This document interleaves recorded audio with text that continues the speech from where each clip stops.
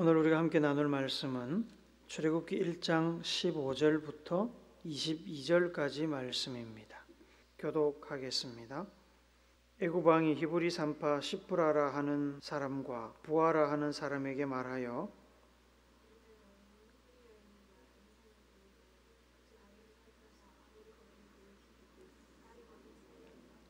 그러나 산파들이 하나님을 두려워하여 애굽 왕의 명령을 어기고 남자 아기들을 살린지라.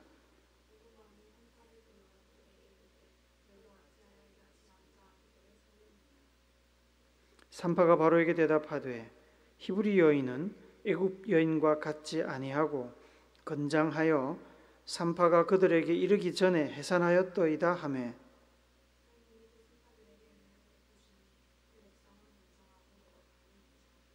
그 산파들은 하나님을 경외하였으므로 하나님이 그들의 집안을 흥황하게 하신지라.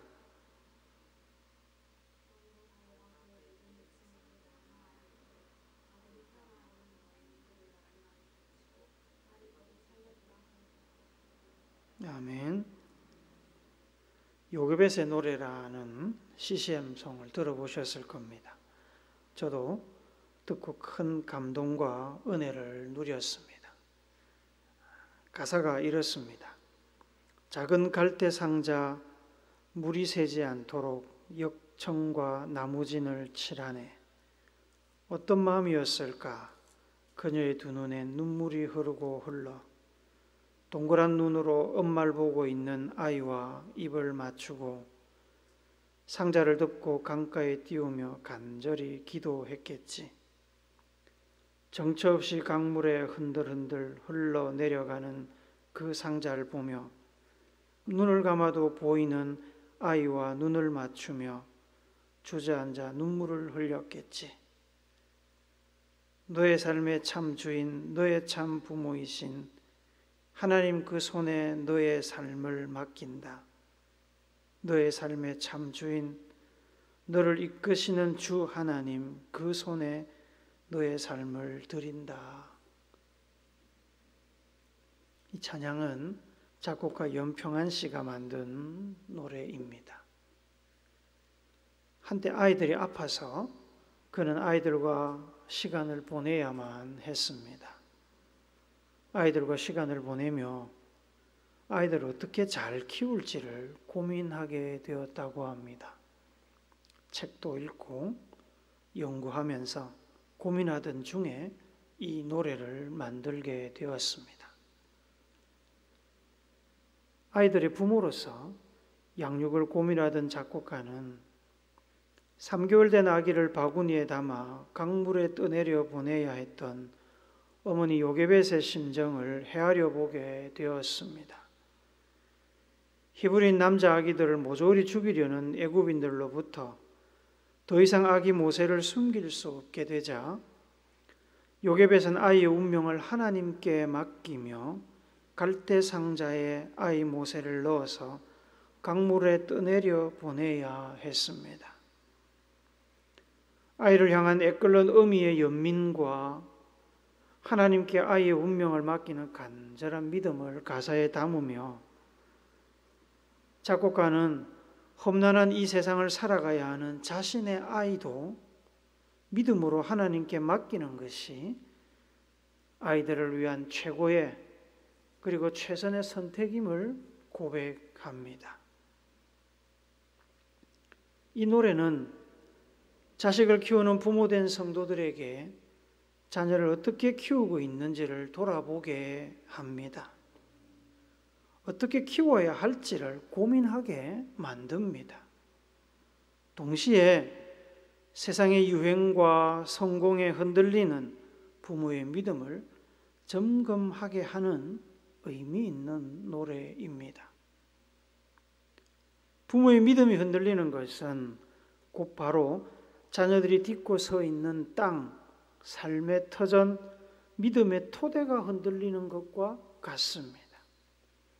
자식들을 키우면서 부모들이 가장 염려하며 두려워하는 것이 무엇일까요? 자식들이 사회적으로 성공하지 못하는 것을 가장 염려하며 두려워할까요? 아니면 자식들이 하나님과 멀어져서 하나님 없는 삶을 살게 되는 것을 가장 염려하며 두려워할까요? 안타깝게도 오늘 한국 교회 안에 많은 부모들은 자식들이 믿음 없이 사는 것보다 사회적으로 성공하지 못하고 뒤처지는 것을 더 두려워하는 것 같습니다. 그런 생각을 가지고 자식들을 키우고 있습니다. 자식들은 부모의 가르침과 교훈과 믿음의 본을 따라서 하나님보다는 세상을, 믿음보다는 사회적인 성공을 더 중요하게 생각하며 그렇게 성장하고 있습니다. 여러분은 무엇을 가장 염려하며 두려워하고 있습니까? 요게벳의 이야기를 조금 더 나누기를 원합니다. 어머니 요게벳은 어쩌다가 자기 배로 낳은 아기를 강물에 떠내려 보내게 되었을까요? 그 배경이 이렇습니다. 야곱과 요셉 시대에 애굽과 주변 나라에 7년의 풍년이 들었습니다. 그 7년의 풍년이 지나자 7년의 흉년이 찾아왔습니다. 흉년은 그 땅에 살고 있던 사람들의 삶의 환경을 송두리째 바꾸고도 남았습니다. 흉년이 얼마나 심했던지 애굽 국내적으로는 대부분의 백성들이 양식을 얻기 위해서 자신들의 모든 소유와 땅마저도 왕에게 팔아서 생명을 유지해야 했습니다. 그래서 왕의 소장농이 되었습니다. 가나안 땅을 포함한 주변 나라들도 상황은 크게 다르지 않았습니다. 애굽에서 총리가 된 요셉을 만난 야곱은 하나님의 허락을 받고 흉년을 견디기 위해서 온 가족을 데리고 애굽으로 내려갔습니다. 야곱의 후손들은 남자만 70명이었고 요셉과 두 아들 므낫세와 에브라임을 합치면 남자만 총 73명이 애굽에 정착했습니다. 여자와 아이들, 종들까지 생각하면 굉장히 많은 사람이 내려갔습니다. 그렇게 400년 가까운 세월이 흘렀습니다. 하늘의 별같이 바다의 모래같이 자손들이 늘어날 것이라던 하나님의 약속대로 야곱, 곧 이스라엘의 후손들은 애굽을 인큐베이터 삼아 크게 번성하였습니다. 출애굽기 1장 7절 말씀 같이 읽습니다. 시작. 이스라엘 자손은 생육하고 불어나 번성하고 매우 강하여 온 땅에 가득하게 되었더라. 이스라엘 자손들의 번성은 당연히 좋은 일이었습니다만 문제는 그들이 사는 장소였습니다. 그들은 하나님께서 약속하신 가나안 땅에 있는 것이 아니라 애굽에 있었습니다. 그곳은 하나님께서 약속하신 땅이 아니었고 하나님께서는 이스라엘 백성들을 애굽으로 돌려보내기를 원하셨습니다. 하나님의 바람은 역사의 흐름 속에 자연스럽게 녹아들어서 애굽을 고향 삼아 안주해 있던 이스라엘 민족을 흔들기 시작했습니다. 애굽 내에 이스라엘 민족을 흔드는 도화선이 된 것이 역설적으로 이스라엘 민족의 번성이었습니다. 이스라엘 백성들의 번성은 애굽 왕에게 깊은 고민을 안겨주었습니다. 애굽 왕의 고민을 들어봅시다. 1장 9절부터 10절 같이 읽습니다. 시작. 그가 그 백성에게 이르되 이 백성 이스라엘 자손이 우리보다 많고 강하도다. 자, 우리가 그들에게 대하여 지혜롭게 하자. 두렵건대 그들이 더 많게 되면 전쟁이 일어날 때에 우리 대적과 합하여 우리와 싸우고 이 땅에서 나갈까 하노라 하고. 이러한 고민 끝에 애굽 왕이 택한 것은 이스라엘 백성들을 노예화하고 중노동을 통해 그들을 육체적으로 짓누르는 정책이었습니다. 중노동을 시켜서 백성들을 고달프게 만들면 피곤한 몸과 지친 마음으로 자연스럽게 부부관계가 줄어들 것이고 출산을 억제하게 될 거라고 생각했습니다. 더 나아가 고달픈 현실로 인해서 미래에 대한 희망을 잃고 자녀를 낳으려는 그 마음 자체를 버리게 할 것이라고 기대를 했던 것 같습니다. 애굽 왕은 이스라엘 백성들을 동원해서 비돔과 람셋의 큰 국고성을 건축했습니다. 이스라엘 백성들은 그곳에서 흙이기기, 벽돌 굽기, 농사 등 여러 가지 고달픈 일들을 해야 했습니다. 감독을 세워 철저하게 실적을 관리했고 아주 엄하게 다스렸습니다. 애굽 왕의 중노동 정책은 성공하는 듯 보였습니다. 반은 성공했고 반은 실패했습니다. 우선 이스라엘 백성들을 힘들게 하는 데는 성공했습니다. 이스라엘 백성들의 절규가 하늘에까지 닿을 정도로 백성들을 힘들게 했고 고통을 주었습니다.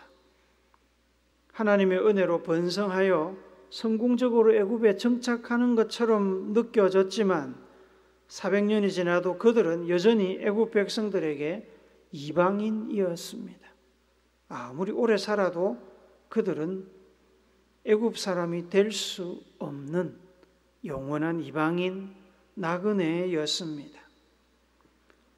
언제든지 애굽의 적으로 둔갑할 수 있다고 여겨지는 잠재적인 위험 요소였습니다.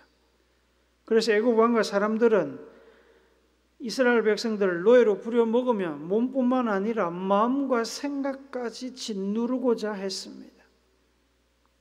그런데 애굽 왕의 중노동 정책은 이스라엘 백성들을 힘들게 하는 데는 성공했지만 출산을 억제하는 데는 실패했습니다. 12절 말씀 보시면 그러나 학대를 받을수록 더욱 번성하여 퍼져가니 라고 말씀합니다. 기대와 다르게 학대하고 억누를수록 이스라엘 백성들은 오히려 더 잡초같이 왕성한 인구 증가 기조를 이어갔습니다. 애굽 왕은 자신의 정책이 먹혀들지 않자 더 직접적이고 흉악한 인구 억제 정책을 고안했습니다. 그 정책은 바로 이스라엘 백성들의 아기가 태어나면 남자 아기들을 모조리 죽이는 계획이었습니다. 지금은 우리나라에는 흔하지 않은 직업이 되었습니다만 제가 어릴 때만 해도 동네마다 병원 대신에 출산을 도와주는 조산원이라는 기관이 있었습니다. 지금도 인터넷에 조산원을 검색을 해보면 전국에 여러 군데 또 나옵니다. 아직까지는. 그러나 제가 어릴 때는 많은 산모들이 병원이 아니라 이 조산원에서 아이를 낳았습니다. 그곳에서 출산을 돕는 사람들을 조산사라고 부르는데 15절에 보면 산파라고 나와 있는 이 산파가 바로 조산사입니다. 애굽 왕은 이스라엘 산모들의 출산을 돕는 산파들을 불러서 비밀리에 임무를 맡겼습니다. 16절 한 번 더 읽읍시다. 시작. 이르되 너희는 히브리 여인을 위하여 해산을 도울 때에 그 자리를 살펴서 아들이거든 그를 죽이고 딸이거든 살려두라. 아이가 태어날 때 가족 중에 아이를 받아본 경험이 있어서 산파를 부르지 않고 직접 가족들이 아이를 받는 예도 있었습니다만 많은 경우에 상기가 느껴지면 전문가인 산파를 불러서 안전하게 출산하고자 했습니다. 애굽 왕은 산파들에게 이스라엘 백성들의 아기를 받을 때 남자 아기는 죽이고 여자아이들은 살려두라고 명령을 했습니다. 그렇게 남자아이들을 죽이면 출산율이 떨어지고 결국 인구가 감소할 것으로 생각을 했던 겁니다. 신으로 추앙받던 애굽 왕이 내린 명령인데 산파들의 생사 여탈권을 가지고 있는 애굽 왕이 내린 명령인데 누가 감히 거부할 수 있겠습니까? 산파들은 감히 거부할 수 없었습니다. 그런데 이상한 일이 일어났습니다. 산파들이 애굽 왕의 비밀 명령을 받들어 활동했음에도 불구하고 이스라엘 백성들의 출산율은 떨어지지 않았고 남자아이들은 계속해서 태어났습니다. 그 보고를 애굽 왕이 들었습니다. 화가 나서 산파들을 불렀습니다. 그리고 왜 남자아기들을 죽이지 않고 살렸냐고 따져 물었습니다. 산파들은 두려움에 떨며 왕에게 보고했습니다. 19절도 우리 같이 읽어봅시다. 시작.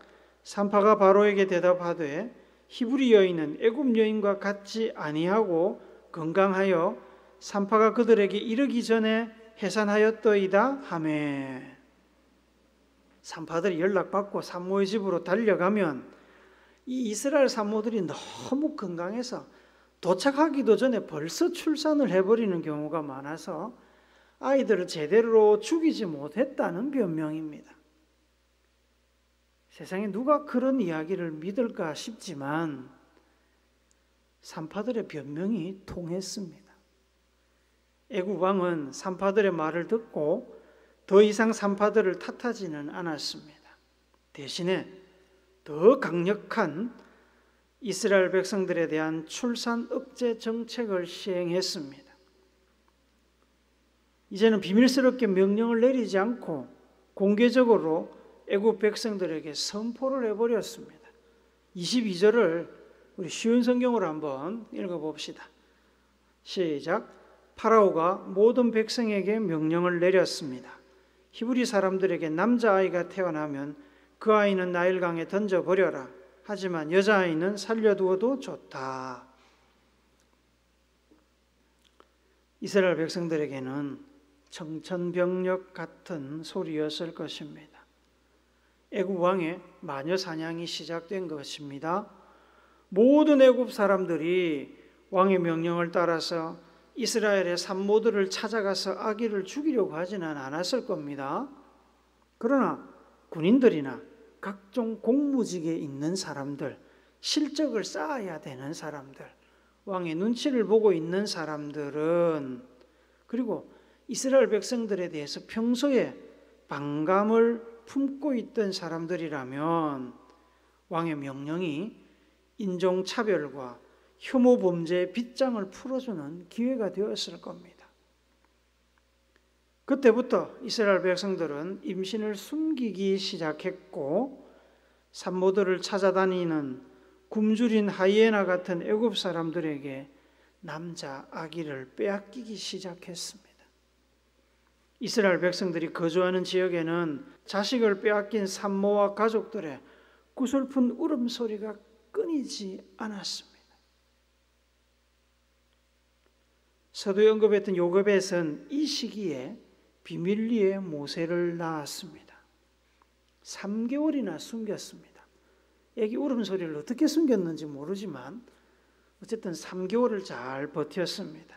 하지만 아이가 계속 자라나니까 더 이상 아이를 숨길 수 없게 되었고 요게벳은 아이를 빼앗길 바에야 강물에 아이를 떠내려 보내며 하나님께 아기의 운명을 맡겨보기로 했던 것입니다. 애굽 왕으로부터 남자 아기들을 죽이라는 명령을 받은 산파들이 활동했음에도 출산율이 떨어지지 않고 남자 아기들이 계속 살아남은 것은 사실 산파들의 변명처럼 이스라엘 산모들이 산파가 도달하기도 전에 아기들을 쑥쑥 잘 낳아서 그런 것이 아니었습니다. 진짜 이유는 17절에 나옵니다. 같이 읽어봅시다. 시작.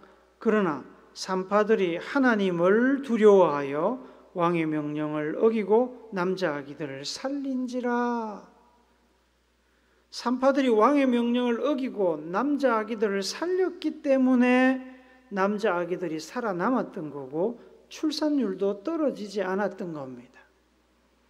그러면 왜 산파들은 왕의 명령을 따르지 않고 남자 아기들을 살렸을까요? 그들은 하나님을 두려워했습니다. 생명의 근원이자 역사를 주관하시는 하나님 앞에서 감히 하나님이 주신 생명을 죽일 수가 없었던 겁니다. 애굽 왕의 한마디에 목숨을 잃을 수 있었지만 애굽 왕보다 하나님이 더 무서웠던 겁니다. 하나님보다 애굽 왕이 더 무서웠으면 이 산파들이 애굽 왕의 명령을 듣지 않을 수 있었겠습니까? 그럴 수 없지요. 들어야지요. 그러나 이 산파들은 애굽 왕보다 하나님이 더 무서웠습니다. 그래서 애굽 왕의 명령이 아니라 하나님의 뜻을 따라 어린 생명들을 살렸던 겁니다. 이렇게 서슬퍼런 애굽 왕의 명령을 어기면서까지 하나님의 뜻에 순종한, 하나님을 두려워한 산파들을 하나님께서는 귀하게 여기시고 복을 주셨습니다. 20절, 21절 쉬운 성경으로 우리 같이 읽도록 합니다. 시작. 하나님께서는 산파들에게 은혜를 베풀어 주셨습니다. 이스라엘 백성은 계속해서 수가 늘어났습니다. 그리고 그들은 더 강해졌습니다. 하나님께서는 산파들이 하나님을 두려워하였으므로 그들에게도 자손을 많이 주셨습니다. 산파들이 애굽 왕에게 했던 변명은 도저히 믿을 수 없는 황당한 이야기임에 틀림이 없습니다. 그런데도 그 형편없는 변명이 애굽 왕에게 먹힌 것은 한 가지 이유밖에 없습니다. 하나님께서 애굽 왕의 눈과 귀를 멀게 한 것입니다. 이성적인 판단을 막으신 겁니다. 마치 벌거벗은 임금님 이야기처럼 하나님께서는 이스라엘 백성들을 위해서 그리고 애굽 왕보다 하나님을 더 두려워하여 하나님의 뜻에 순종한 산파들을 위해서 애굽 왕을 어리석은 바보로 만드셨던 겁니다. 마태복음에 보시면 예수님께서 제자들을 전도 여행에 보내면서 그들이 어려움을 겪을 것이라고 경고하셨습니다.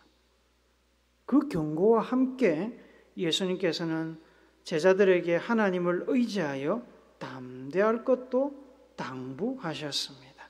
마태복음 10장 28절 같이 읽습니다. 시작. 몸은 죽여도 영혼은 능히 죽이지 못하는 자들을 두려워하지 말고 오직 몸과 영혼을 능히 지옥에 멸할 수 있는 이를 두려워하라. 우리가 진정으로 두려워해야 할 대상은 애굽 왕이 아닙니다.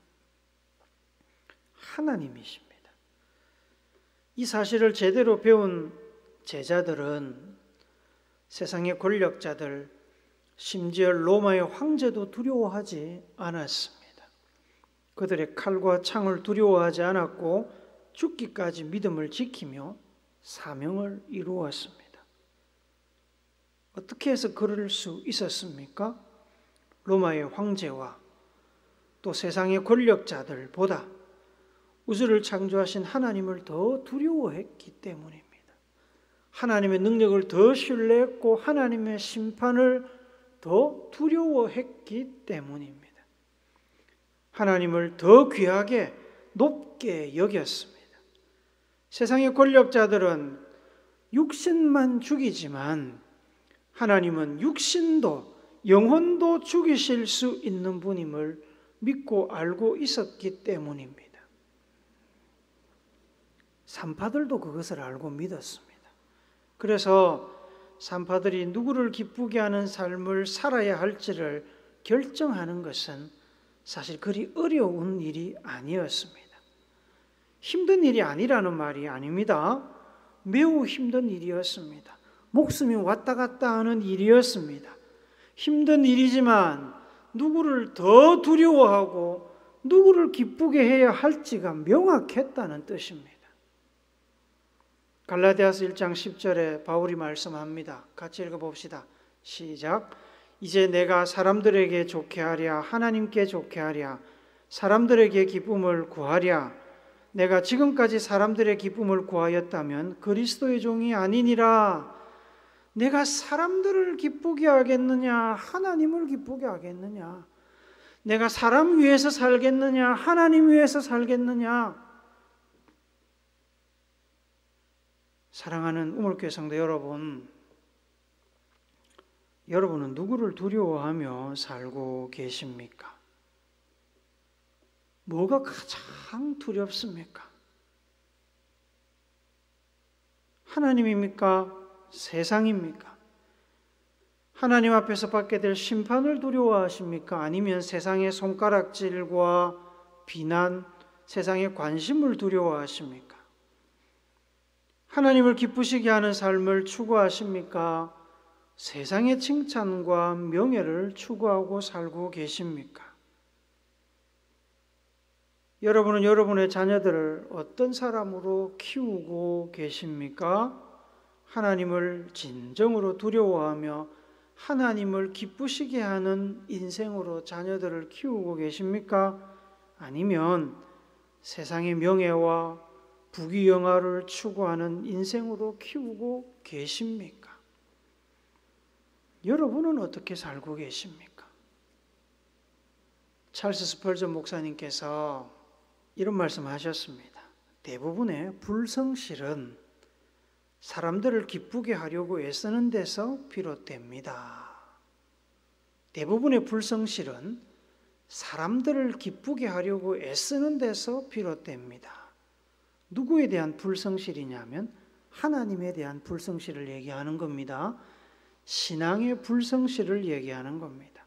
성도들이 성도답게, 하나님 백성답게 그리스도인으로서 그리스도의 편지와 향기가 되어 세상을 변화시키는 거룩하고 능력 있는 삶을 살지 못하고 있는 것은 그들이 전심으로 하나님을 두려워하며 하나님을 기쁘시게 하려고 애써 노력하는 것이 아니라 주변에 있는 사람들, 친구와 가족과 동료와 선생님과 자녀와 이웃들을 기쁘시게 하려고 애쓰는 마음을 가지고 있기 때문입니다. 세상에 충실하려고 하니까, 사람에게 충실하려고 하니까 하나님께는 불성실해지는 겁니다. 애굽 왕보다 하나님을 더 두려워하여 목숨을 걸고 아기들을 살린 그 산파들처럼 세상이 아니라 하나님을 더 두려워하며 하나님을 기쁘시게 하는 여러분과 제가 되었으면 좋겠습니다. 그리고 그런 마음으로, 그런 정신으로 자녀들을 양육하시기를 오직 하나님을 기쁘시게 하려고 십자가를 지신 예수님의 이름으로 축복합니다. 아멘.